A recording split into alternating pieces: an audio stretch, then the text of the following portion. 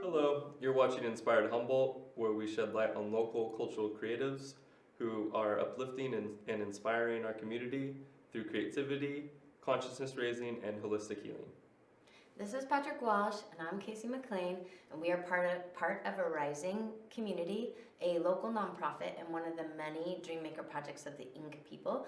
We'd like to thank the Ink people today for the use of this space, which is a new space in Old Town Eureka, and to the Mars Project, who has so many cool offerings right now and is doing video and editing and all things technical. Today, our guest is Jenna Aitken-Smith. Welcome to the show. Thanks for having me. Of course. If you could just tell us a little bit about yourself and maybe how you came to be in Humboldt. Sure. So I came to Humboldt many years ago. I think first time I came here was my second time in America. So I'm from Australia. Grew up there. Yeah, I came to America. It was about 10 years ago.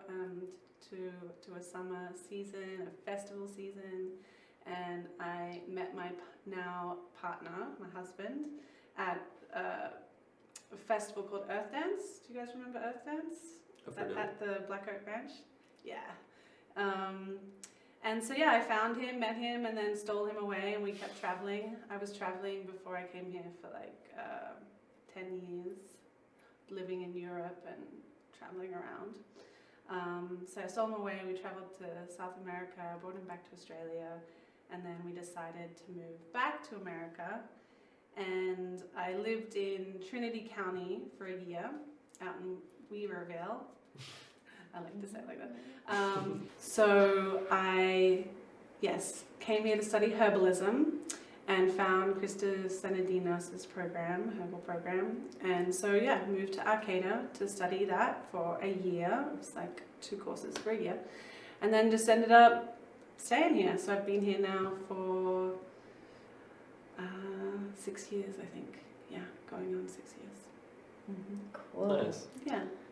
So I got to run into you at the Goddess Festival in Shasta for the first time. Yes. I had an amazing experience with your breath work. Yes. And then found you in town at Tasha Yoga and took a 3-part series of 3 days with a group that was, again, so profound. And it's interesting each time how it's different kind of profound, like different depth of that experience. And so I know you mostly around breath work, so I wanted to ask you about how you got into that and... Yeah, sure. Yeah. I was going to say, I forgot to mention, I'm a breathwork practitioner, and I've been holding breathwork workshops in Arcata now for, I would say it's probably the whole time I've been here, like 6 years. I found breathwork actually when I was living out in Trinity County, because when I moved to America, it was actually a really tough time in my life. From living in like a amazing community. I lived in Australia before I moved over, near the beach with a lot of people, and I moved here to be with my partner, and I was always such an independent traveler that to be here, to move for my man was quite hard for me, into a really sort of isolated place, into the mountains, which is really out of my element. Like, I'm a beach girl, sun through and through. And so, it was also my time of my Saturn return. So it was like a big life crisis, and I'd been traveling for years, and it was like, oh my God, what am I doing with myself? And so, I went through really like dark night of the soul, I would call it. Just a lot of like self-doubt, a lot of regret, a lot of the anger, like just really trying to, it was just a really tough time. And wondering whether I wanted to stay here or move back to Australia. It was a really, tough time in my life. So I found breath work, and I found clarity breath work first. In Shasta, they were doing a course, and I'd always sort of been called to it when I was living in Australia before, and I've done Reiki, I've done craniosacral therapy. I've been in the healing arts for many years, and I also had asthma. I have asthma. So I was always looking for a way to holistically heal my asthma as well. And so I was really called to the breath before. It was sort of like a calling. And then when I was in Weaverville, and I remember as well, because I wasn't used to driving on the other side of the road either, so that's also a big thing. I couldn't drive on the other side of the road. I didn't have a car. I was very much like, I was like, oh, it's in Shasta. It's like really close, so I can get there somehow. I can drive there. I can do it. So yeah, I went out there and I did my first 10-day course there, and it was like one of the most profound healing journeys at that point for me, where I had amazing breathwork journeys where a lot of healing happened. I basically cried the whole first like 9 days, like let go of like a lot of, realized a lot of blockages or limiting beliefs, family stuff, birth stuff that came through.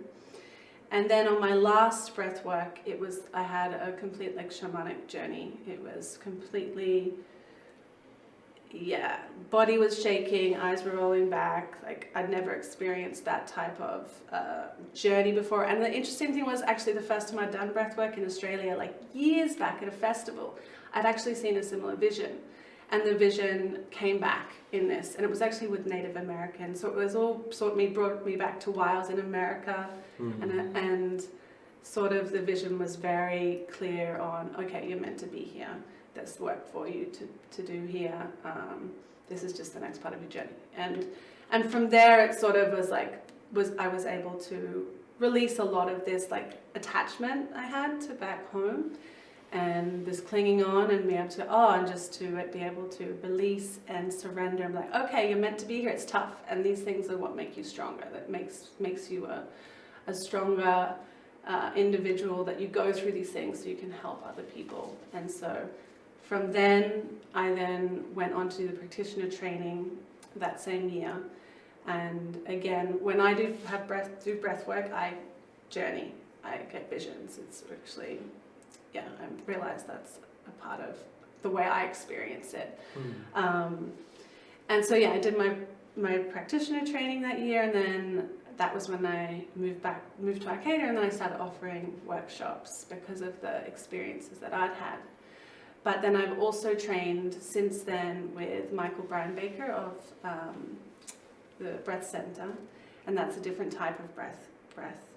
And that too is really powerful. In other ways, it's a very different experience for me doing that type of breath.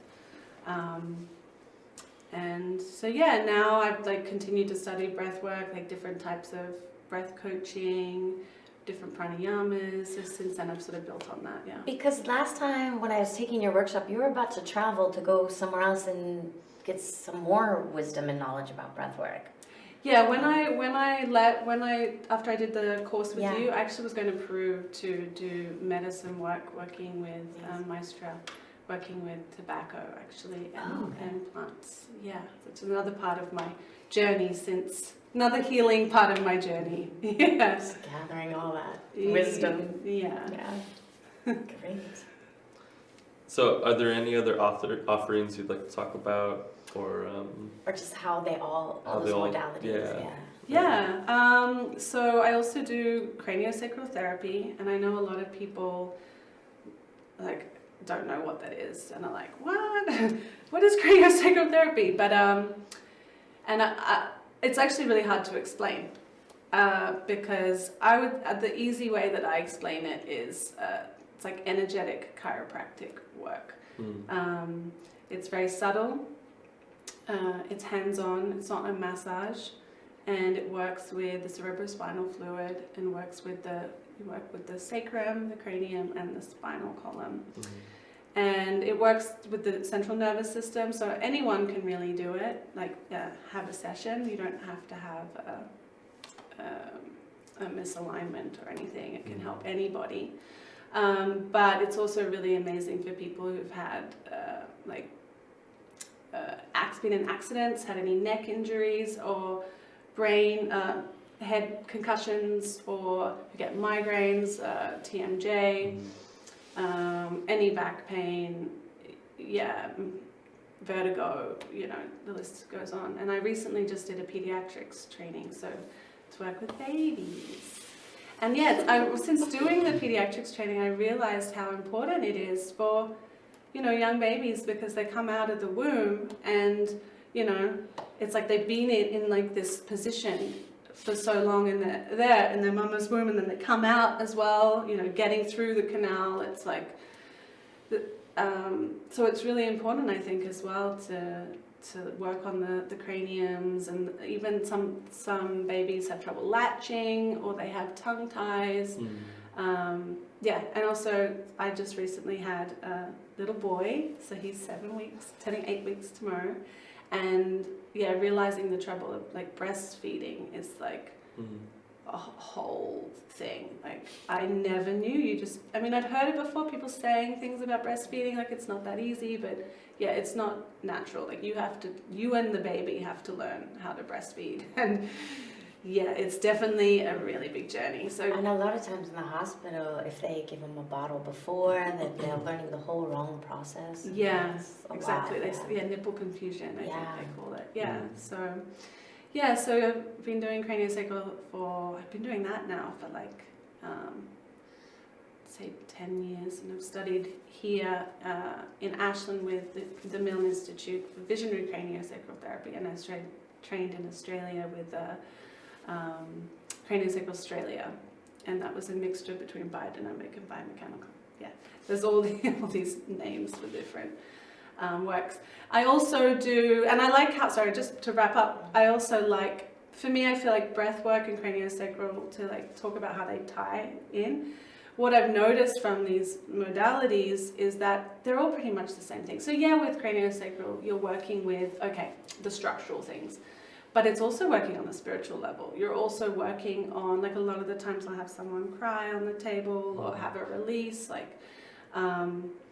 so they're sort of, in the way I'd say they're intertwined. It's that it's like, it's doing the same thing. And same with the medicine work, it's like, it's just bringing you back to the truth of who you really are, and just clearing, how do I explain it? The blockages. Some things that no longer serve you anymore. So, and then just to quickly say as well, because I studied herbalism with Krista here, and I worked at Humboldt Herbals for like a few years. And the herbs as well is like a more physical way as well to work with, and to sort of have the combination. For me, it's very holistic. So, I've done all of this stuff for a long time too, like meditation and herbs and different kinds of yoga and things that are physical. And I definitely have profound experiences with meditation, but I think breath work, because it's working a little bit more with energy than matter, and I've also, because craniosacral is so subtle, I've also journeyed with craniosacral. So like you said, even if you don't have anything going on, it can sink you into a journey. But I found that so profound with breath work that there's if you really want to have a journey, if that's one of your things you're looking for next, some insights, some downloads, I just found I had a lot of that with breath work. So I really appreciate it. And maybe just wondering, either for yourself or what you've seen, some of the experiences of the journeys that you've taken people on, or and like what I like to explain to people is going to be different for everybody. So that's what I try and tell people when they come. And I'll explain, like, a journey is usually an hour of doing a certain breath practice lying down, and you're continuing doing the breath practice, and I usually do it with music. And it's different for everyone. And I always tell people, like, come to the mat like it's your first time ever breathing. And so you don't expect, like, oh, last time I did breath work, nothing happened. Or last time I did breath work, I had this amazing experience, and now I'm expecting everything to be amazing every time I breathe. I'm like, well, no, sometimes nothing happens. But it's not that nothing happens, it's that you might still move energy and not even realize it, or a few days later you might start crying about something or have a memory. So yeah, I think it's different for everyone. And like I said, yeah, with me, I explained like my journey, but yeah, I've seen so many different amazing breakthroughs that people have had, whether it's just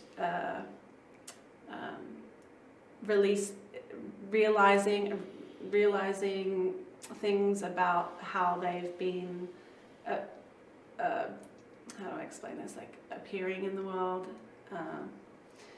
realizing limiting beliefs, self-doubt, or just going on a journey. Oh, I've had a client who has seen her past wife who's come to visit her, and so she was able to get closure through having that experience with lost loved ones. I've had other people as well who've had visits from people who have been deceased, or they felt connected to their energy. There's also the birth experience, and there's some people who've gone back to their birth. So with clarity breathwork, it also stems from rebirthing. So rebirthing is from Let It All based on going back to your birth experience, and that's your first trauma. And so it can happen that through the same breath, people will go back to that womb space or the birth, which is the first trauma, and experience that. And so I've had some people experience that. Some people have, what else? Well, you started to say releasing, and like I've had one where it's just a physical release. Yeah. Yeah. Yeah. And the person next to me was going back to their ancestors, so it was like, it's so different. And but I've never had nothing go on. Yeah. And your music is amazing in the way that you take people on the journey. It's really I think the music really and I think it's so funny that, well, I can hear me and Patrick breathing over here. It's funny, like, just talking about it. But I think it's funny how people are like, I breathe for an hour. Like, what's breath? Why? But it's like you may have never even taken that much prana into your body before, right? Like that much energy, like ever, and it does stuff. Like it can be really physical, or it can just be really like emotional or mental. And sometimes as well, it's like you don't need to know what you're clearing, or you don't need to know. You could just start crying, and it's like someone's like, I don't know, I just cried for like an hour, but I'm like, well, you got it out. It's better out than in, so. You don't have to know what it is that you're healing per se, but it's just, I would say breathwork is just like a really powerful modality to clear, a powerful purging, clearing tool, and to bring you back to center and to keep you grounded. And I think that's how it's really helped me. And, like you said, meditation is a really powerful tool. I think a lot of people who struggle to meditate, a lot of people like, I try to meditate, but my brain goes.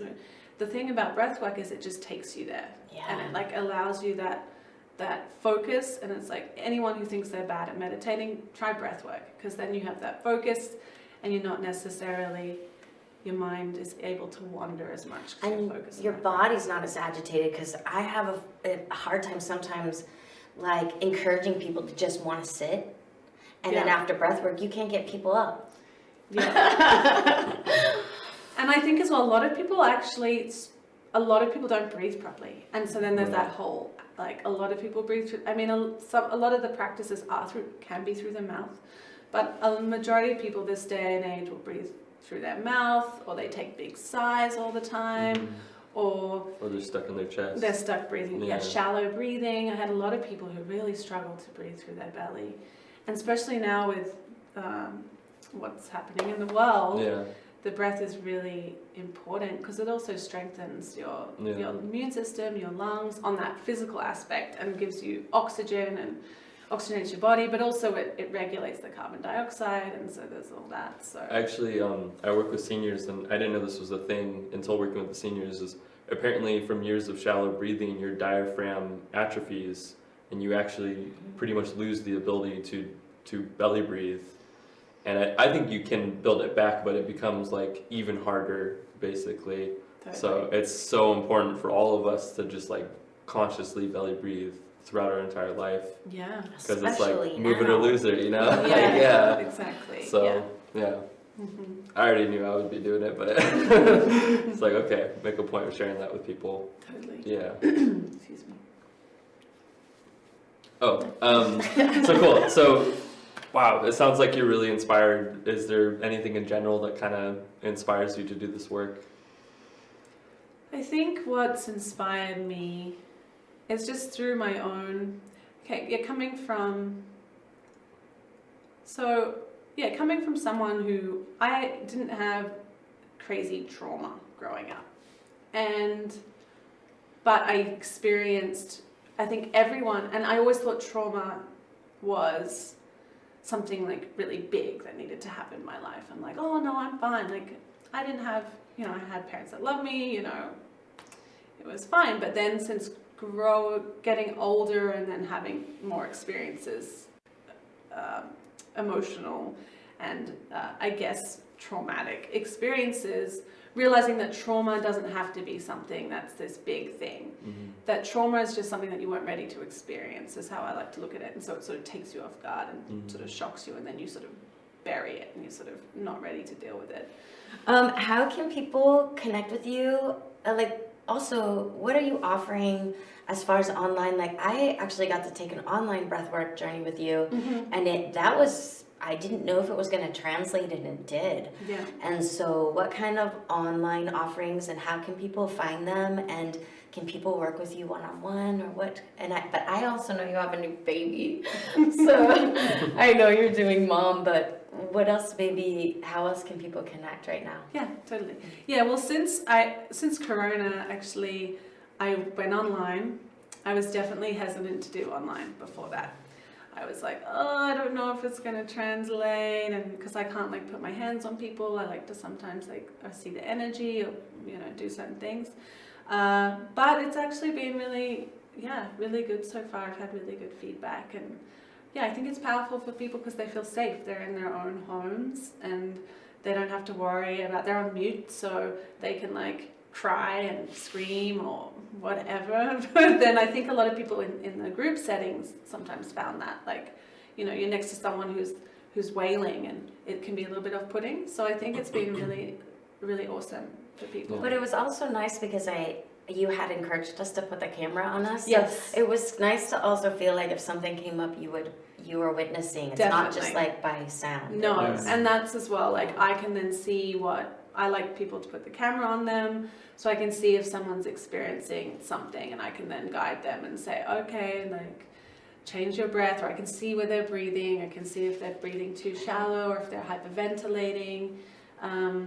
So it's been really powerful. And then sometimes people don't want the camera on, and that's fine too. Yeah. But I do ask for people to put their camera on. Before obviously I had my baby, I was doing monthly breathwork journeys, all on Zoom.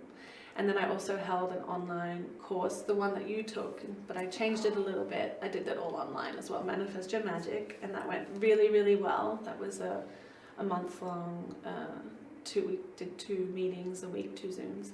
And it wasn't just with breathwork. I taught other spiritual practices, and we went through a lot of spiritual practices and self-inquiry and meditation and different breathwork practices to really, like I said, bring you back to the truth of who you are, because that's really what I'm passionate about. You can find me on earth.spirit.medicine is my Instagram handle. And then there I post a lot of things to do with breathwork and my offerings. And then Journey with Breath is the name on Facebook, which is my Facebook page, and you can find me through there as well. And then people usually message me through there, or they send me a private message on my Instagram. I'm currently working on my website. It's taken me way longer than I thought. So that's going to be up and running. I think that's going to be my little project while I'm in maternity leave, get my website going. But I offer private one-on-ones as well. And I think private one-on-ones, a lot of people are hesitant to do one-on-ones actually, because they're like, oh, I can just pay less and do the group one. But I'd like to tell people that one-on-ones are actually really powerful, because then I can speak to you and then I can guide you, and usually we'll do, I can see what's going on, and we can do a bit more in-depth talk about or what you went through or what you're going through, or we can be like, okay, what do you want to work through today? It's like, oh, okay, I can't make a decision. I had a client recently who couldn't make a decision about where to live, and so she was really struggling, like, do I move to Hawaii, do I stay in Oregon, like what do I do? I'm like, have to decide by Monday, like I'm going crazy. So I was like, all right, let's breathe through it and let's see what happens. And then she breathed through it, and then we like worked through it, we had some dialogue, and afterwards a bit of counseling, and then she made a decision and felt really clear about it. So I could see it so powerful too, because you would give us different exercises or different things that kind of can steer the journey also. So I could see you maybe doing So it's powerful to have a topic like, okay, I'm going to breathe through this and work that out. So I do one-on-ones, and I think they are powerful, and especially if you're someone who've got maybe a little bit more heavier stuff, I guess. Some people have some big stuff to work through as well, that they don't feel comfortable in a group setting, because you can experience, different like tetany and stuff, which is a hand full, like. But if people want to do one-on-ones, they can just send me a message on my Journey with Breath Facebook page or my Instagram, earth.spirit.medicine. And then I'll be launching my website at some point and put that on there. But right now I'm on like maternity leave, I guess, and I'm just sort of going with the flow with it, and just sort of day by day seeing what I'm capable of, what I'm ready for. So there's no like limit on it. I've already got some people go, okay, when are you ready, Jenna? I want some breath work. I'm like, all right, yeah. I'm just sort of like, and right now as well, I'm like excited to like come up with some more courses as well. And because I think the online, right now, unfortunately, I feel like online is sort of where it's going to be right now for a little while. Yeah.